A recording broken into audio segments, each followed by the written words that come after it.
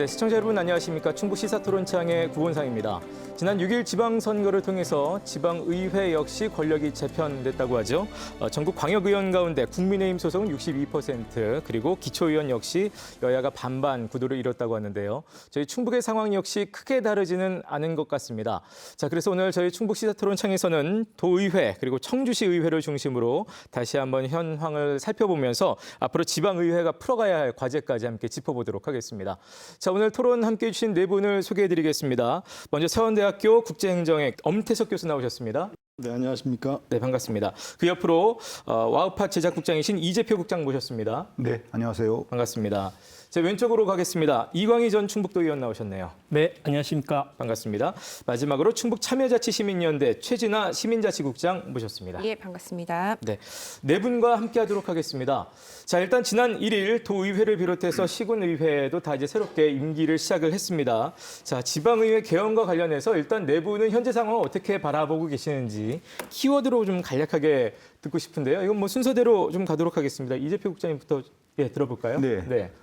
시사토론 창이 생긴 이후로 아마 한 글자로 키워드 뽑은 건 처음이 아닐까 생각이 드는데요. 예, 저도 제가 진행하고는 아직 들어본 적이 없는 것 같은데요. 저는 뻔을 뽑았습니다. 뻔하다, 뻔할 뻔자. 네, 그런 뜻인데요.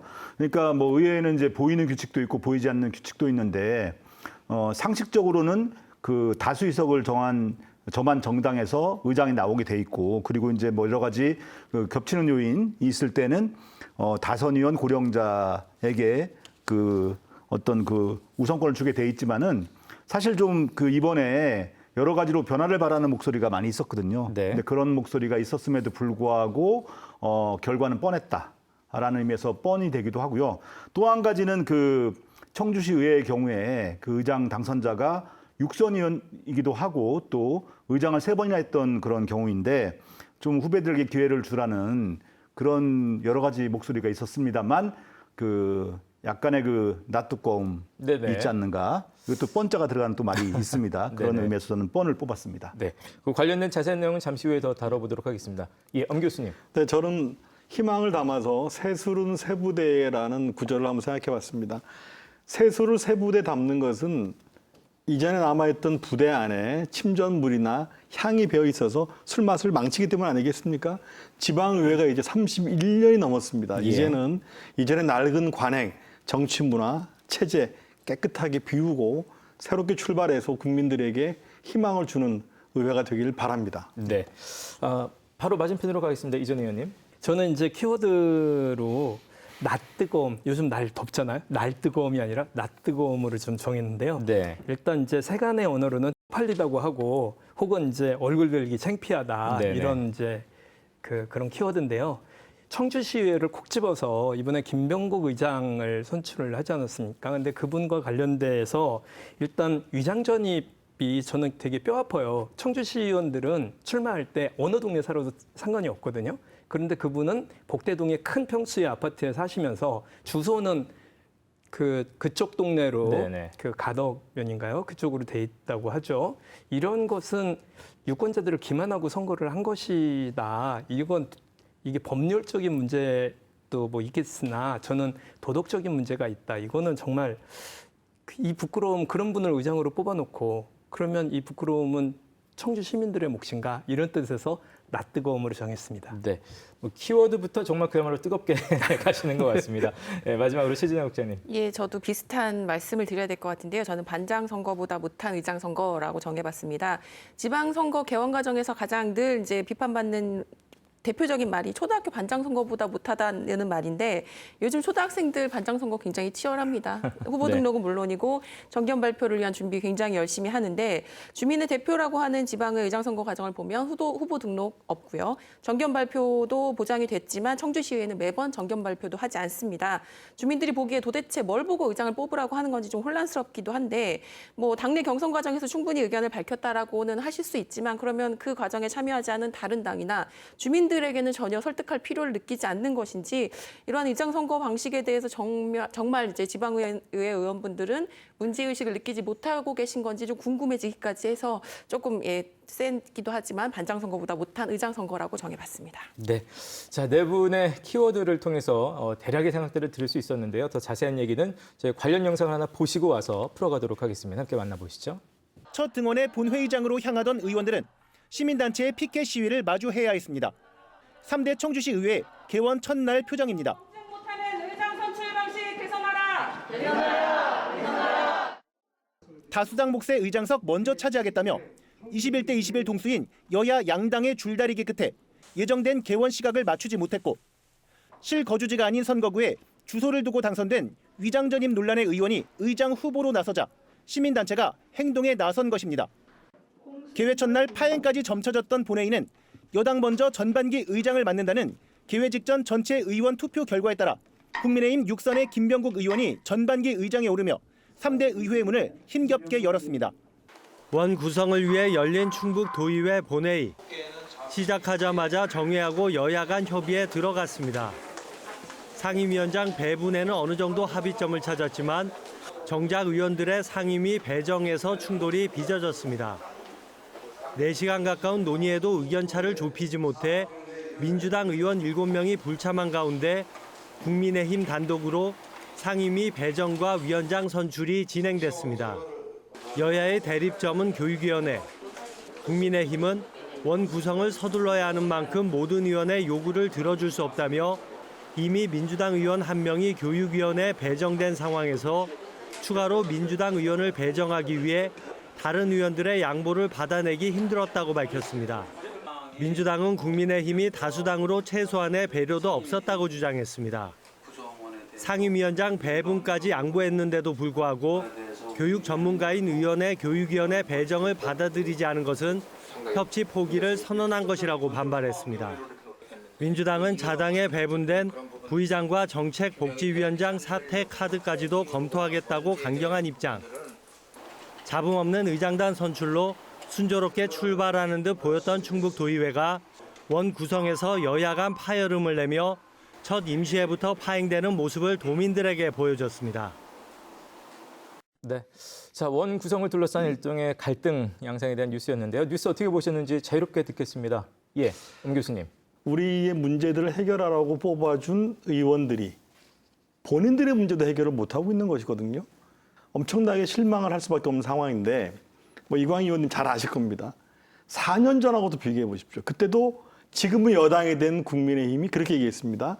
다수당이 왜 소수당을 배려하지 않느냐. 그때 더 심하게 했거든요.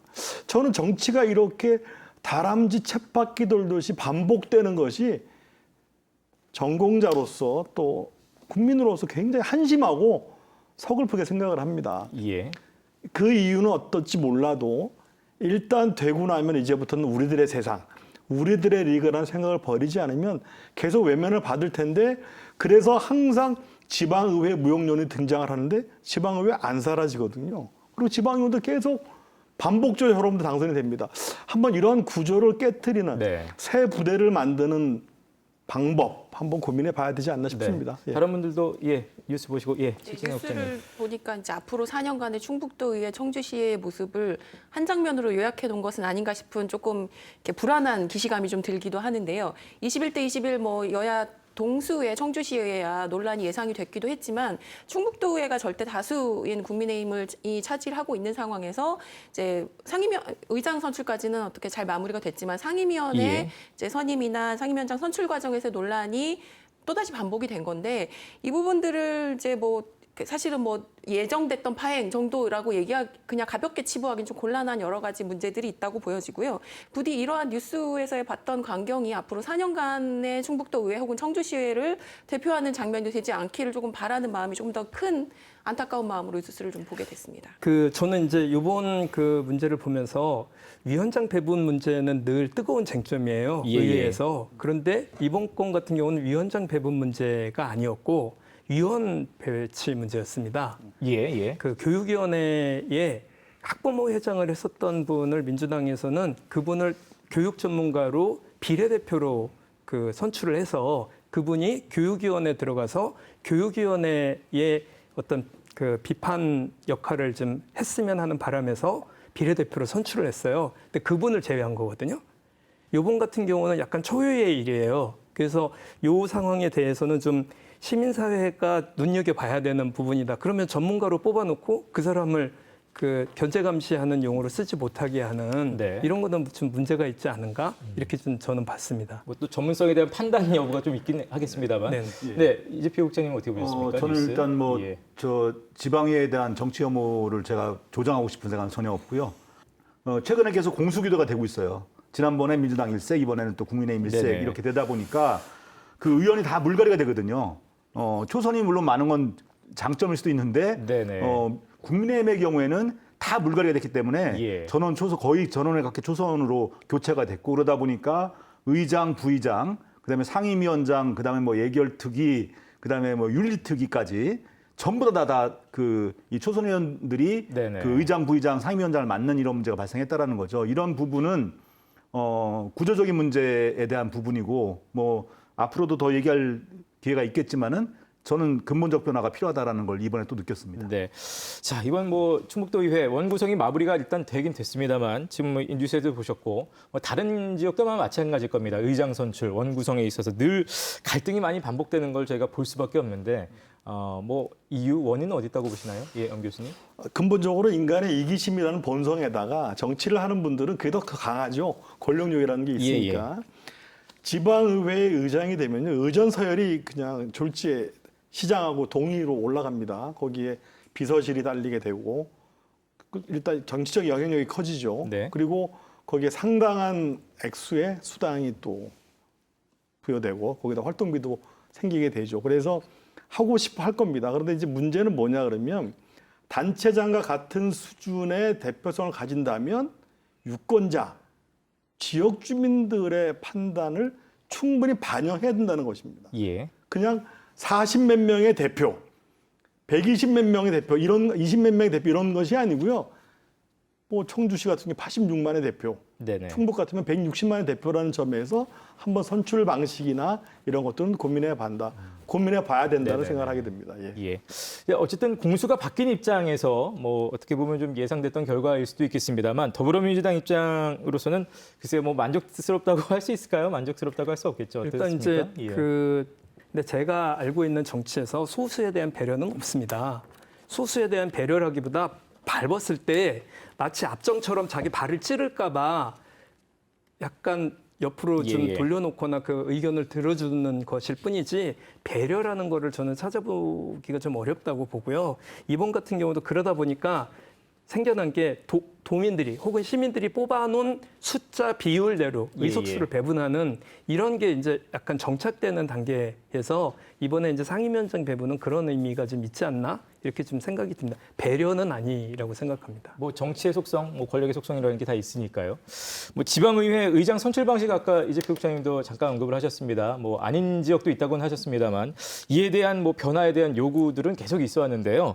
뭐 이에 대해서 최진영 국장님이 잠깐 내용을 좀 짚어주실까요? 근본적인 의장 선출 방식 변화가 필요하다는 요구는 제 기억만 해도 10수년째 제가 같은 이야기를 하고 있을 네네. 정도로 굉장히 근본적인 변화가 필요한 부분인데도 불구하고 의회는 매번 이제 논의가 부족했으니 다음에 하겠다라는 이제 그 변명으로 사실은 매번 넘겨왔습니다. 근데 이제 뭐 결론부터 말씀드리자면 최소한 의장 선출을 위한 기본적인 규정이 필요하다. 그 규정이라는 게 별게 아니라 후보로 나서겠다는 사람이 후보 등록을 하고 의회 안에서의 공식적인 정견 발표를 의무화해서 그 후보가 어떤 취지로 의장이 되려고 하는지를 분명히 주민들 앞에 떳떳이 밝혀라라는 내용이고요. 이러한 후보 등록 과정이 전제가 되니까 최소한 그 사람이 의장으로서의 자격이 있는지 없는지 혹은 심각한 법적인 뭐 도덕적인 문제가 있지는 않은지에 대한 사전에 뭐 의회 내부일 수도 있고 외부 의원이 네. 참여하는 검증 과정을 거칠 수 있는 최소한의 통로를 만들자라는 굉장히 형식적인 요구를 굉장히 오랫동안 하고 있는데 이것이 이렇게 바뀌기 힘든 문제인지 저는 좀 묻고 싶어지기까지 하더라고요. 네. 때로는 많이 바뀌었어요. 예. 많이 바뀌었나요? 저도 이제 예. 찾아보니까 많이 바뀌었다는 건 다른 지역에서 많이 예. 바뀌었다는 거죠? 그러니까 광역에 17개 시도가 있잖아요. 예, 여기 예. 이제 뭐 언론 보도마다 약간 차이가 있어요. 어디는 10군데, 충북도 바뀐 데다 집어넣은 데가 있더라고요. 정견 발표하는 것 때문에. 예. 근데 이제 엄밀한 의미에서 이 후보가 정확히 있는 데는 지금 올해 바뀐 대구까지를 해서 9군데가 바뀐 상황이고요. 예. 법제처에서 조사한 게 있는데 기초광역 합쳐서 243군데 중에서 112곳이 바뀌었다고 하니까 지금 거의 절반 정도가 바뀐 예. 상황인데 유독 이 충청북도 의회라든지 청주시의회는 변화가 없는 거죠. 사실 이걸 뭐 바꾼다고 하더라도 일단 의회는 의석으로 밀어붙이는 거니까 다수당이 유리한 이런 구조는 불변이죠. 이건 뭐 어쩔 수가 없는 건데 첫째는 이제 본인 정책이라든지 비전이나 이런 걸 발표를 하고 지금은 다수당이 결정하는 다수당 내부에서 미리 모여서 짬짬이해서 이제 정해놓는 거잖아요. 그게 아니라 이제는 소수의 정당도 같이 참여한 과정 속에서 예. 후보를 같이 검증하는 절차가 있기 때문에 저는 비슷해 보이지만은 어마어마한 차이죠. 일단은 예.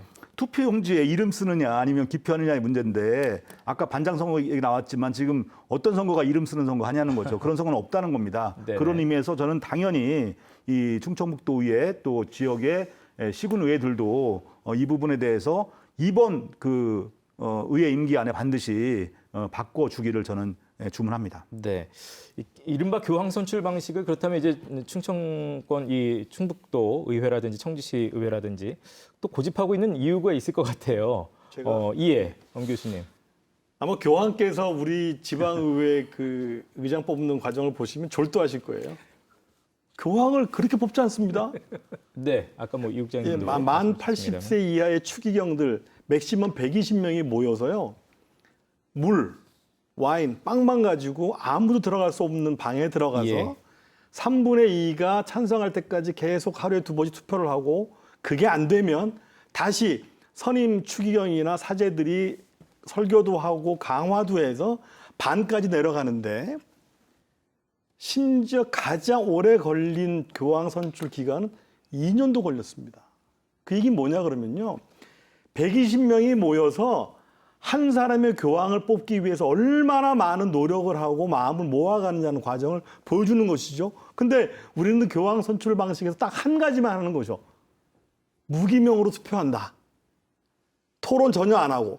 예. 토론 무지무지합니다. 예. 교황 뽑기 위해서. 왜냐하면 120명에 가까운 추기경들이 나와서 신에 대한 얘기, 천주교의 미래, 우리 교황청의 관리 이런 얘기들 하면서 예, 예. 수일, 수십일 그렇게 뽑는데 선출 합의제, 예. 의장 내정제, 그리고 시간도 없는데 빨리 찍고 가자. 저는 이렇게 생각을 합니다. 아까 말씀드린 것처럼 도지사, 시장, 군수와 같은 위상의 주민 대표를 뽑는다면 토론 한번 해보십시오. 그냥 토론회. TV에서만 방송 한번 해주시면 아마 새로운 구도 생길 겁니다. 네.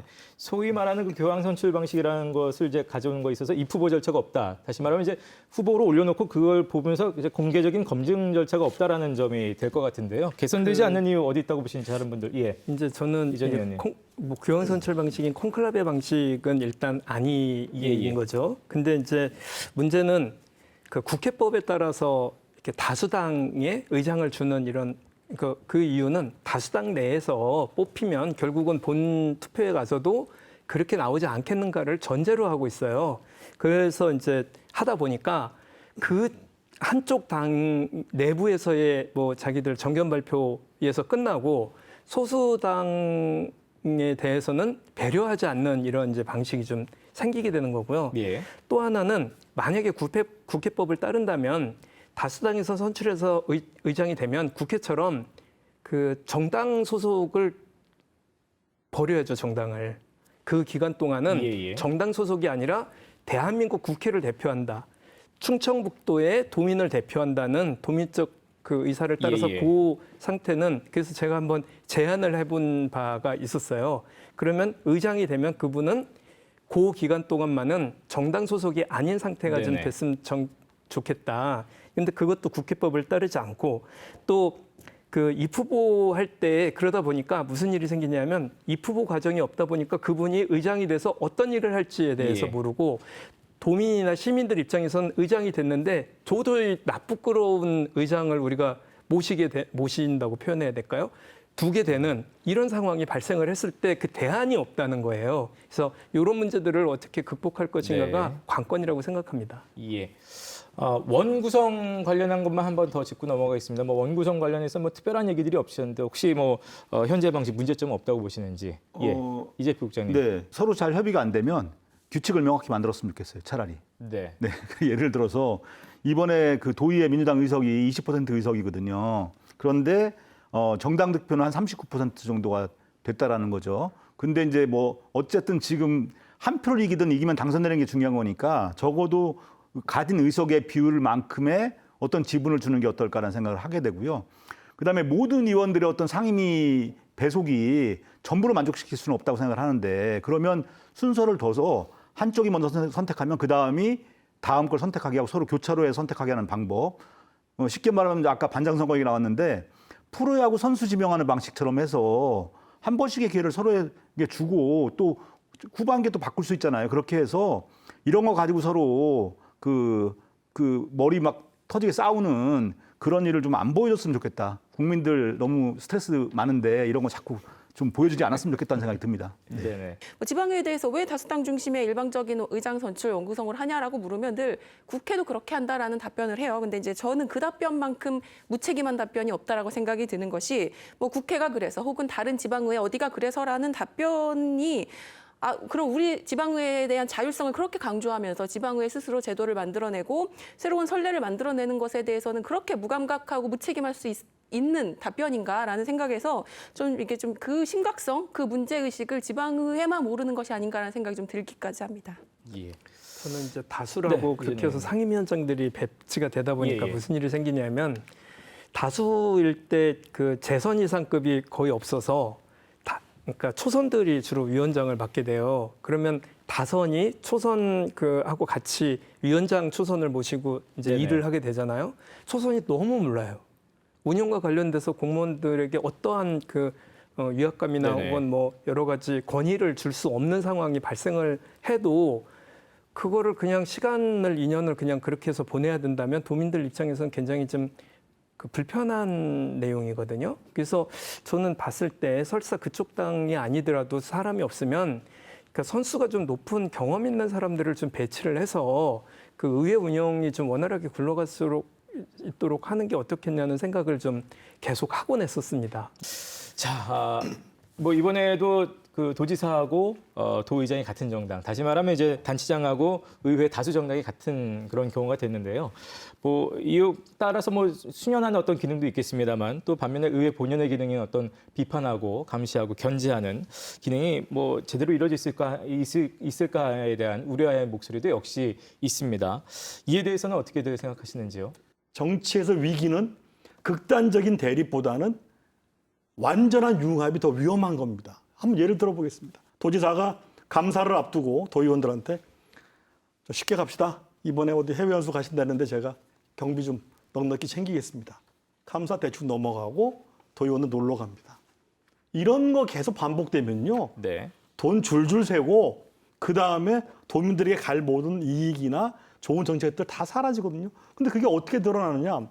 이상하게 도의회나 지방의회에서 했던 감사에서는 공무원들이 하나도 안 걸리는데 행안부가 하거나 감사원에서 하면 줄줄이 나온다는 겁니다. 그 얘기는 뭡니까? 의원들의 전문성, 자질도 부족한데 거기에다가 도덕성까지 위기에 처하게 되면요. 도민들, 유권자들에게 다 해가 되기 때문에 저는 유착관계, 특히 이렇게 하나의 당이 집행기관과 의결기관 다 가는 건 좀 위험하다. 그래서 더욱더 청렴성이나 도덕성이 중요하다는 말씀을 드리지 않을 수 없고요. 더불어서 이러한 문제 중에 가장 큰 문제는 양대 정당제를 통한 과반수 의석을 차지한 정당들이 항상 등장한다는 게 지방의회나 국회를 위험하게 한다는 겁니다. 저는 어느 정당이든 확실히 과반수를 넘는 것은 지방자치나 정치 발전에 도움이 되지 않는다. 이런 생각을 하고 있습니다. 양당 정치 폐해 우리 이런 얘기를 한 게 굉장히 오래된 것 같지만 사실 그렇지도 않거든요. 2000년대 초반까지만 하더라도 뭐 비록 지역 정당 성격이 강했지만은 있었고 90년대만 하더라도 단체장 가운데 상당수가 무소속인 경우가 많았었고요. 근데 이제 지금은 이제 양당 구도가 완전히 고착화된 그런 상황인데, 그러니까 지금은 이제 어떤 뭐 8.8승 했다라는 이제 지사가 삼선하고 퇴임했는데 그렇게 개인기에 의한 어떤 당선이 아니라고 하면은 이 동시지방선거에서 단체장하고 의회가 동색이 될 경우가 되게 많다라는 거죠. 앞으로는 예, 예. 더 심해질 것 같은 느낌이 든다라는 거거든요. 그러니까 이게 어느 정도의 그 비중이 아니라 그냥 한 당이 다 싹 다 쓸어가는 형태가 되는 거예요. 아까도 얘기했지만 지지율은 50% 초반인데 의석은 90%를 가져가는 이런 문제가 있다라는 거죠. 결국 제가 볼 때는 그 선출 방식을 바꾸지 않으면 안 될 것 같다는 생각이 들어요. 그러니까 동시지방선거 다 같이 모아서 하지 말고 단체장들 선거 모아서 같이 네네. 하고 그다음에 의회 선거는 예. 국회의원 총선하고 같이 지방의회 선거를 같이 한다든지 이렇게 해서 서로 2년 주기로 서로 이렇게 네네. 교차로 가는 것 이런 게 필요하지 않겠는가라는 생각을 해보게 됩니다. 예. 자, 저희가 뭐 얘기를 하다 보니까 도의회 쪽으로 얘기할 시간이 좀 많이 갔습니다. 청주시의회 얘기도 해보겠습니다. 그야말로 여야 양당이 동수를 이룬 경우이기 때문에 또 어떻게 잘 순항할 수 있을지 또 많은 분들이 또 관심을 갖고 있거든요. 어떻게 전망들 하시는지 자유롭게 듣겠습니다. 예. 예, 체육장님. 여야 동수의 의회 뭐 청주시 의정 역사상 최초다라는 네네. 뭐 평가들이 굉장히 많았는데 이것들이 긍정적으로 활용될 부분들 여지가 굉장히 많다고 생각이 듭니다. 앞서 예. 이야기해 주셨던 뭐 이제 거수기 논란에서도 청주시 의회는 조금 더 경쟁 구도가 의회 안에서의 양당이 좀 제대로 서 있기 때문에 이 부분이 단순히 어느 한쪽 정당의 의지대로 정책이 흘러가거나 의정 활동이 흘러가지 않을 뭐 건강하게 남아 있을 가능성도 물론 있다라고 보여지고요. 네. 다만 또 하나 이제 이번 의장 선거 과정에서의 상황들을 보면서 오히려 이러한 그 청주시의회가 보여주는 협치의 정치라는 것이 잘못된 방식으로 작동될 가능성도 저는 굉장히 많다라고 보여지는 것이 예. 동수회가 가졌으니 이제 양당이 의회 내부의 문제, 예를 들면 뭐 이제 앞으로 이야기 말씀드리겠지만 의정비 결정 과정이나 재량 사업비 네. 문제들에 오히려 여야가 똘똘 뭉쳐서 주민의 뜻과 반하는 방식으로 협치의 모습을 보여주지는 않을지에 대한 부분들이 네. 뭐 굉장히 사실 그런 문제에 기민하게 오히려 더 작동할 것이라는 우려가 단순히 저만의 우려는 아닐 거라고 좀 생각이 들거든요. 그래서 이 예. 부분을 청주시의회가 어떻게 해소하고 또 고민해야 될지에 대한 지점이 저는 굉장히 중요하다라고 생각이 듭니다. 네. 다른 분들 어떻게 전망하십니까? 저는 이제 네, 이전 이번 그 청주시 의회는 굉장히 좀 기대와 우려가 반반이라는 뭐 얘기를 늘 해왔습니다만 21대 21 동수였어요.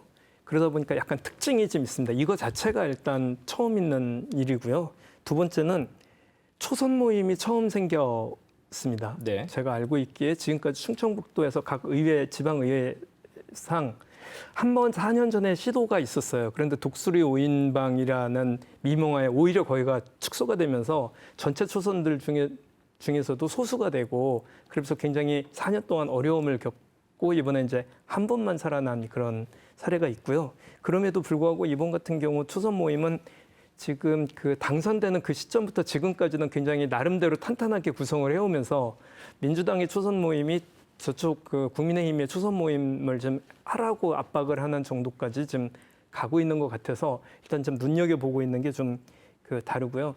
또 하나는 의장은 그 국민의힘에서 됐는지 모르겠는데 동수임에도 불구하고 그렇게 해서 됐는데 문제는 동수일 때 그 다선이라는 거 연령이 많다는 것 때문에 동수가 나올 경우는 연령이 많거나 다선이 선출이 되거든요. 그것 예. 때문에 이번에 김병국 의원이 된 거죠. 근데 문제는 청주시에서 국민의힘 단체장이 됐는데 어떤 안을 냈을 때 동수이면 부결이 됩니다. 예. 그것에 대해서는 생각을 못 하는 것 같아요. 자기가 일을 할 때 부결이 되거나 의회의 반대에 부닥쳤을 때 좀 그 원만하게 넘어가기 위한 그런 의미에서 관계 개선을 도모를 했었던 건데 청주에서는 그런 정치적인 행위가 전혀 보이지 않는다는 점 이런 게 조금 우려가 되는 출발이다 이렇게 생각했습니다. 예. 뭐 다른 분들은 덧붙이실 의견 없으실까요? 예, 이재표 국장님. 아니 저 짧게 얘기해서요. 아니 왜 의원 정수를 짝수를 했는지 저는 그게 이해가 안 돼요, 사실은. 네네. 그러니까 이게 원래 12월 8일까지 선거구 획정하기로 했던 건데 이거 5월 중순에 가서야 이게 획정됐거든요. 저는 이거 책임 있다고 생각해요.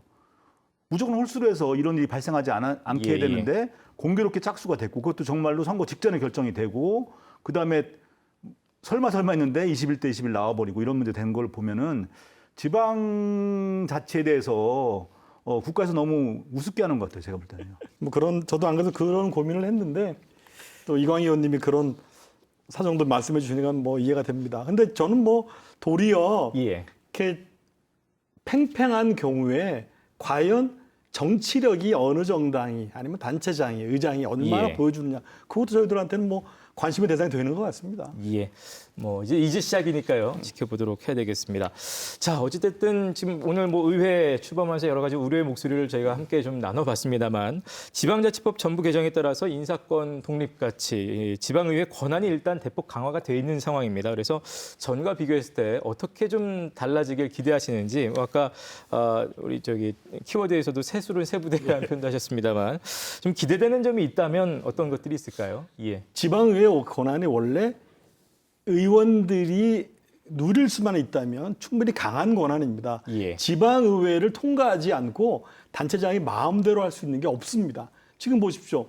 중앙정치도 대통령이 여소야대 전국에서 국회 문턱을 넘지 못하니까 할 수 없는 일들이 많거든요. 예. 그러니까 집단적으로 즉 여대 야소가 되어서 쉽게 넘어가는 게 아니라 지방의 의원 한 명 한 명이 감시, 견제, 관리, 민원 처리 능력이 뛰어나면 혼자라도 단체장들에 대해서 제동을 딱딱 걸 수 있습니다. 이러한 부분에 이제 도움될 수 있는 지방의회 관련 직원들을 의장이 임명할 수 있다.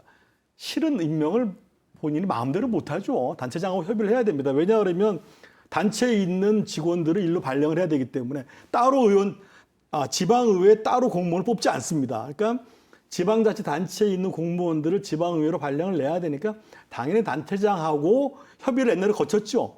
지금도 아마 그렇게 마음대로 막 찍어서 직원들을 보내기 어려울 것이다. 그러나 의장의 권한이 되었다는 건 바람직하고 또 보좌 인력을 의원 2명 다 1명꼴로 또 배치를 했으니까 의회의 권한이 강화된 것이 아니라 의원의 능력, 의원의 네네. 자질을 보완할 수 있고 예. 도와줄 수 있는 인력이 늘어서 열심히 하면 잘할 수 있다. 이제 이런 상황이 된 것이죠. 근데 반면 또 이런 것도 생겼습니다.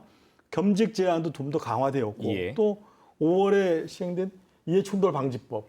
이것도 작동을 할 텐데 과연 이러한 환경에서 지방의원들이 현재 지방의원들의 역할에 대한 인식 그리고 능력에 대한 스스로 노력이 필요한가? 노력을 하고 있나를 봐야 된다. 예. 그러한 측면에 저는 실은 이런 걸 바랬습니다. 지방의회 개원 전 의원들 연찬회, 지방의원들 현재 원구성에 대해서 새로운 아이디어 제공, 당선 기념으로 어느 지역에서 노인들에게 배식 봉사, 이런 게 작지만 감동을 주는 건데 또 원구성 처음 뭐 예상됩니다. 의정비 문제, 네. 또 해외 연수 문제, 또 다음번 또 원구성 문제, 정말 이런 거 이제 그만하지 않나 그런 생각을 합니다. 예. 예.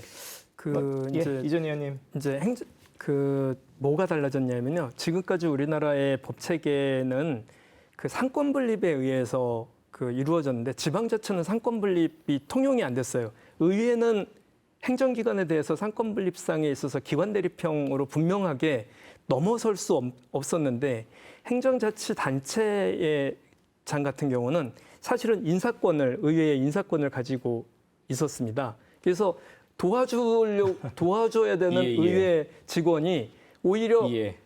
그 5분 발언 쓰고 있으면 바로 5분도 안 돼서 집행부에서 전화가 와요. 그런 거 하고 있습니까? 이런 이제 문제가 계속 생겼다가 이번에 인사권 독립이 되면서 사실은 굉장히 많은 부분 좀 네네. 그런 정도는 좀 벗어나지 않겠나 하는 그런 이제 기대를, 생각과 예. 또 하나는 그런 겁니다. 의회 사무처장을 외부에서 수여를 할 수 있는 방안을 좀 생각을 해볼 수 있었거든요. 근데 우리 충북도나 청주시나 혹은 뭐 충북도에 있는 지방의회에서는 전혀 고려도 안 하고 있어서 의회의 인사권이 독립이 된 어떤 게 독립이 된 날과 안 된 날의 차이가 지금 없는 상태. 그리고 보좌진제가 생겼는데 2인당 임명이 생겼거든요.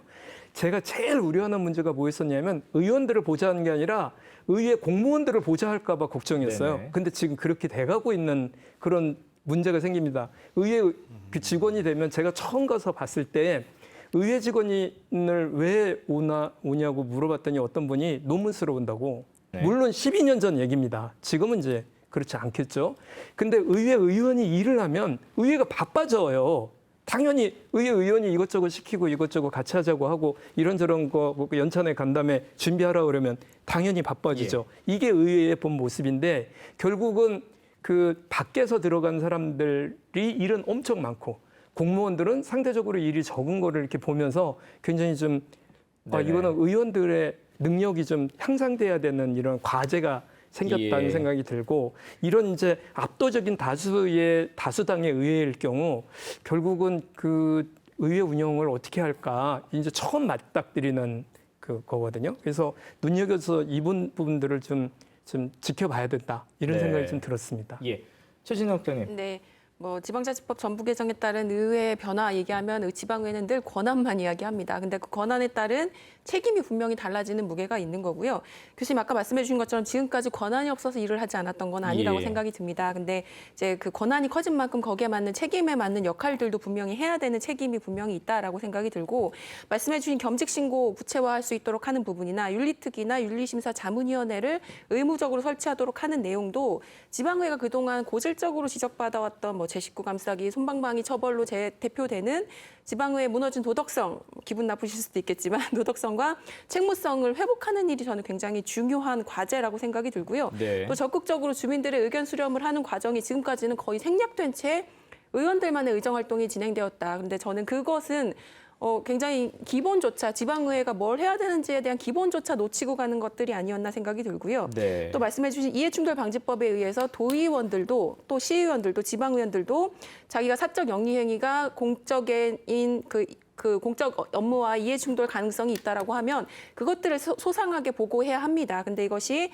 지방의회 차원에서 얼마나 그것들을 법적으로 제도적으로 미리 준비해 놨느냐는 또 다른 차원의 지방의회가 이것들을 정말 우리 스스로에 대한 윤리의식이 좀 더 강화되어야 한다라는 차원으로 조금 더 진지하고 책임 있게 접근했으면 좋겠다는 생각이 드는데 여전히 지방의회는 권한만 강조하고 네. 책임에는 조금 희미하려는 태도가 여전히 있다라고 생각이 듭니다. 예. 저는 일단 좀 기대를 하고 있습니다. 여러 가지 네. 측면에서 일단은 그 권한과 함께 또 이해충돌이라든지 겸직금지에 대한 부분을 강화하게 되면서 어쨌든 제가 아까도 말씀드렸지만 나아지고 있는 거는 의원들의 전 자질이라고 생각을 하거든요. 그러니까 점점 지방의원들이 늘고 있다는 것을 예. 굉장히 긍정적으로 보고 있고요. 그런 것들을 더 뒷받침하기는 반드시 필요하다고 생각합니다. 또 한 가지는 의회 공무원의 몸에는 의회 피가 흘러야 되는데 지금까지는 전혀 그렇지 않았었거든요. 예. 그런 측면에서 저는 인사권 독립 같은 게 이제 시작이라는 생각이 들고요. 앞으로는 이게 완전한 독립으로 가서 의회 사무처로 들어온 사람은 거기서 끝내는 이런 네. 구조까지 갈 때 저는 이제 이게 완성된다고 보고 저는 그전에는 사실 전 지방자치 시작한 게 아니라는 제가 평가까지 했었거든요. 그런 의미에서 이제 시작했다라는 정도 평가를 할 수 있을 것 같습니다. 예. 네. 정 더불어서 교수님. 한 가지 추가한다면 예. 제가 30년 내내 주장하는 건데요. 지방의정 직렬을 만들어서 지방의회 전담 공무원을 선발해야 된다는 게 제 지론입니다. 도당위에서 뽑으면요. 12개 도시군을 돌 수 있기 때문에 충분히 의미가 있고요. 국회에도 사무처가 따로 있고 입법고시를 비롯해서 의회 직렬을 뽑거든요. 그래서 예. 저는 기본적으로 광역 수준에서 물론 세종이 있습니다만 광역 수준에서 의정 직렬을 선출하지 않는다면 인사권 독립은 언발의 오줌누기다 이런 생각을 합니다. 예. 네.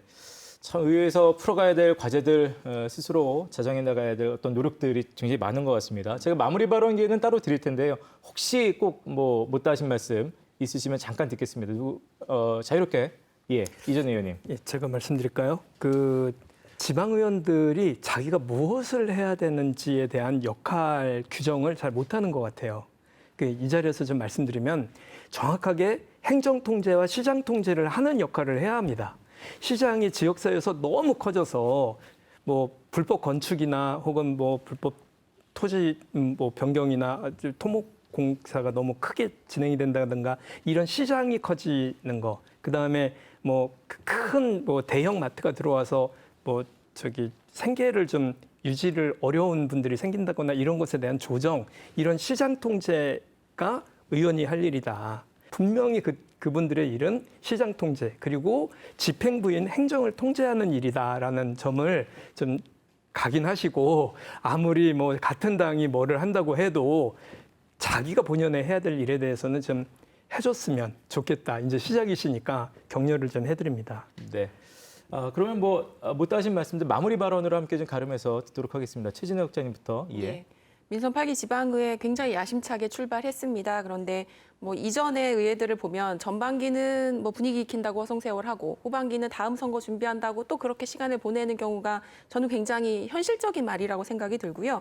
그리고 또 하나는 이제 개원 이후에 슬슬 의정비 인상 이야기나 재량 사업비 네. 또 해연수 예산 세워야 되는 거 아니냐라는 이야기들이 실제 나온다고 합니다. 물론 의정비 현실화 필요한 부분이 분명히 있지만 제도적인 개선이나 방식의 변화가 필요하다라고 지적을 받은 해외연수나 뭐 재량 사업비까지 마치 맡겨놓은 거 내놓으라는 식으로 나오는 지방의회 의원들의 방식에는 저는 굉장한 문제 제기가 필요하다라고 생각이 들고요.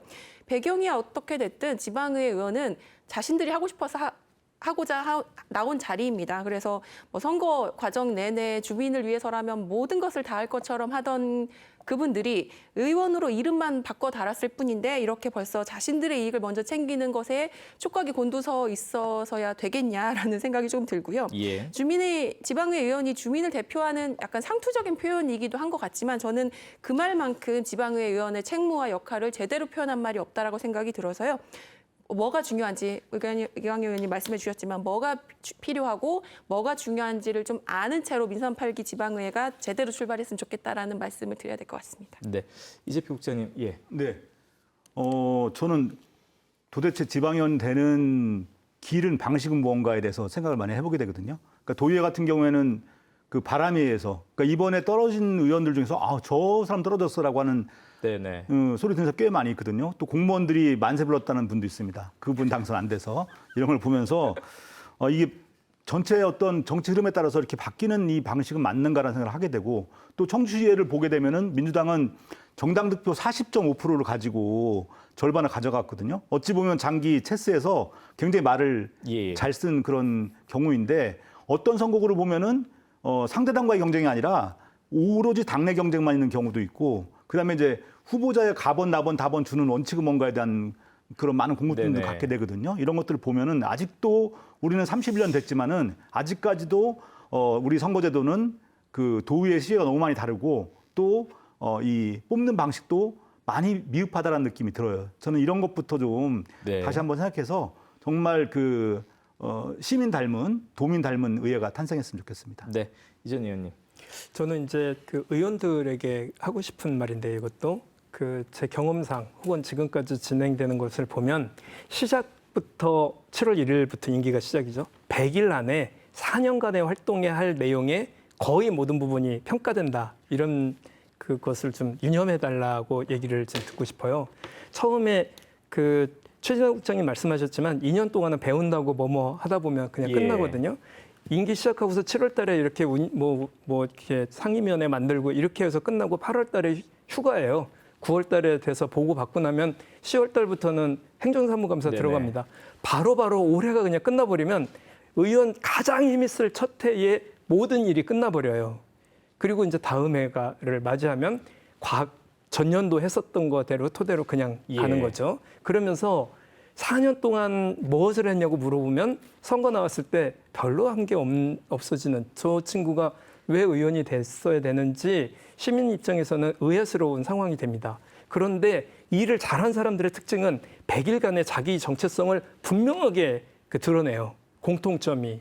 그래서 100일간의 활동 안에 거의 자기가 가진 역량의 90% 이상을 쏟아 부어서 존재감을 확인해 달라. 그래야 네. 시민들 입장에서는 당신이 나의 시민 대표성을 가지고 있다는 것을 용인하겠다는 증거를 좀 보여주기를 부탁드립니다. 예.